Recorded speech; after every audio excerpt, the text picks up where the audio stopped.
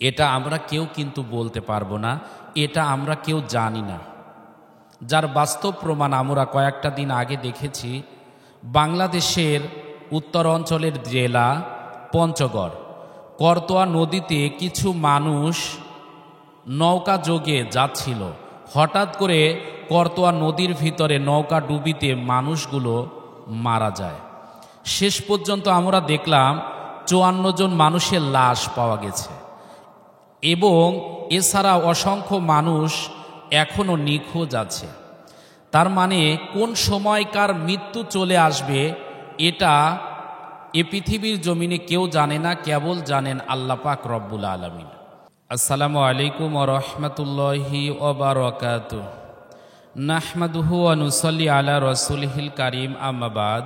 দূরে এবং কাছে, দেশে এবং প্রবাসে যে যেখান থেকে আলোচনাটি শুনছেন, ওয়াজ মিডিয়া বগুড়ার পক্ষ থেকে আন্তরিক সালাম, শুভেচ্ছা এবং অভিনন্দন।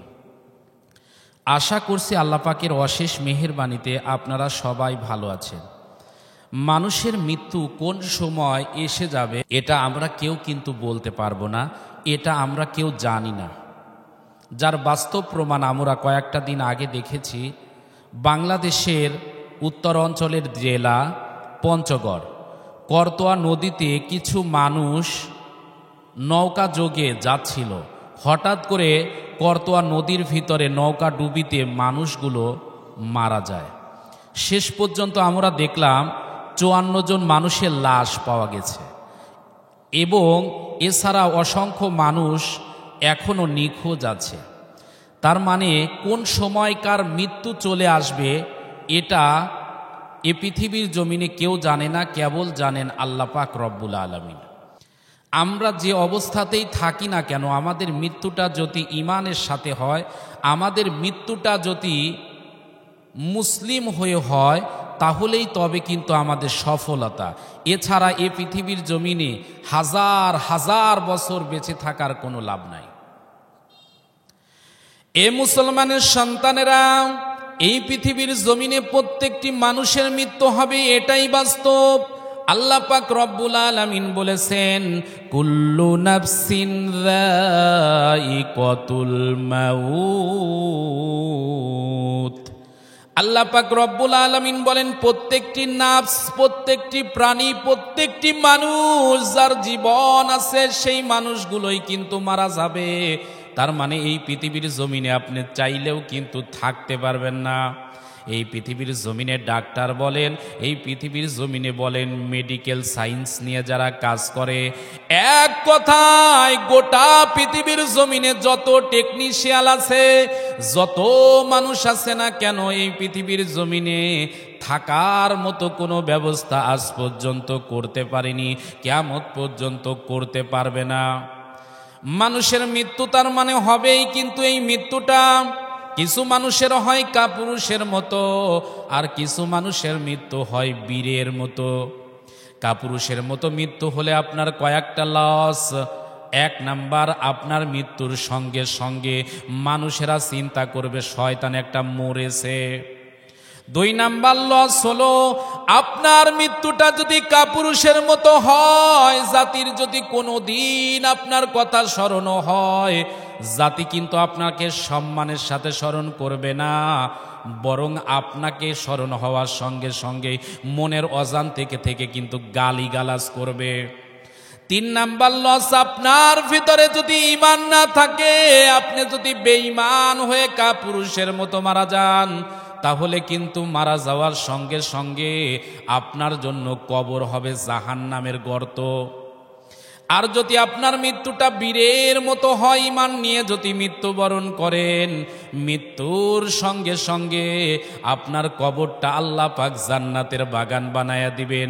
3 নাম্বার, আপনার ঈমান নিয়ে যদি মাটির কবরে যেতে পারেন, বিচার শেষে এই পৃথিবীর জমিনে আপনার সম্মান যেমন ছিল, আল্লাহ পাক রব্বুল আলামিন জান্নাতের ভিতরে যেদিন আল্লাহর দিদার পাওয়া যাবে, ওই দিনও কিন্তু মালিকের আপনি দিদার সহজভাবে পাবেন।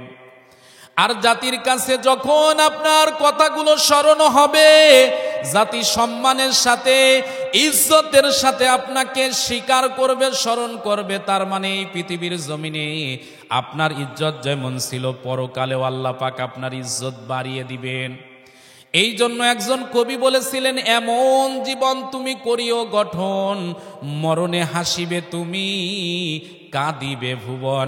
তার মানে এই পৃথিবীর জমিনে মৃত্যু যে কোনো সময় আসবে, এটাই বাস্তবতা। আল্লাহ পাক রব্বুল আলামিন বলেন, ফাইযা জাআ আজালুহুম লা ইস্তাখিরুনা সাআতাও ওয়া লা ইস্তাকদিমুন। আল্লাহ রব্বুল আলামিন বলেন, মৃত্যু এমন একটা জিনিস, যখন মৃত্যুর সময় হয়ে যাবে, এক সেকেন্ড আগেও জীবন গ্রহণ করা হবে না, এক সেকেন্ড পরেও গ্রহণ করা হবে না, বরং নির্দিষ্ট একটা সময়ের ভিতরে আপনার জান কবজ করে নিয়ে যাওয়া হবে। এ মুসলমানের সন্তানেরা, ঈমান যদি ভিতরে থাকে, আপনি নৌকাতে মারা যান, আগুনে পুড়ে মারা যান, অথবা যে কোনো দুর্ঘটনায় মারা যান না কেন, ঈমান যদি কলিজার ভিতরে থাকে, আপনার মৃত্যুটা হবে জান্নাতের ওসিলা, জান্নাতের কারণ। আর আপনার মৃত্যুটা যদি ঘরেও হয়, আপনার মৃত্যুটা যদি 10 তলা বিল্ডিংয়েও হয়, আপনার মৃত্যুটা যদি কোনো হাসপাতালের ঘরের ভিতরেও হয়, আর কলিজার ভিতরে যদি ঈমান না থাকে, আপনি কিন্তু বেঈমান হয়ে মারা যাবেন। বেঈমান হয়ে মারা গেলে ওরে মারা যাইতে দেরি, কবরে যাইতে দেরি হবে না। আর কবরে যাইতে দেরি হবে না, আপনার কবর কিন্তু জাহান্নামের আগুনে দাউ দাউ করবে। সুতরাং কার জন্য এত চিন্তা করতেছেন? আজকে ছেলের জন্য, স্ত্রীর জন্য, পরিবারের জন্য।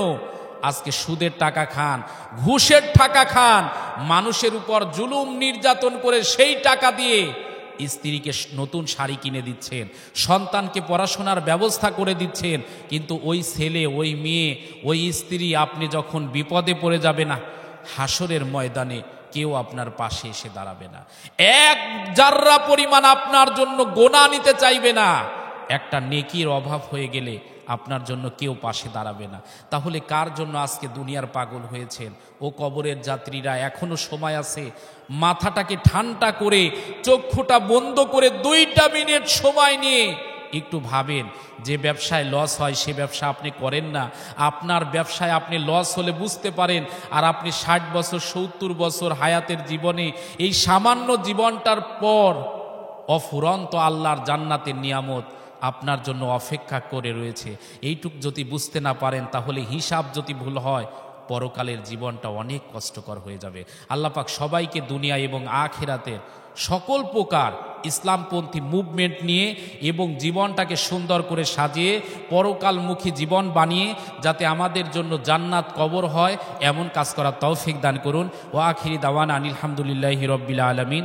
আসসালামু আলাইকুম ওয়া রাহমাতুল্লাহ।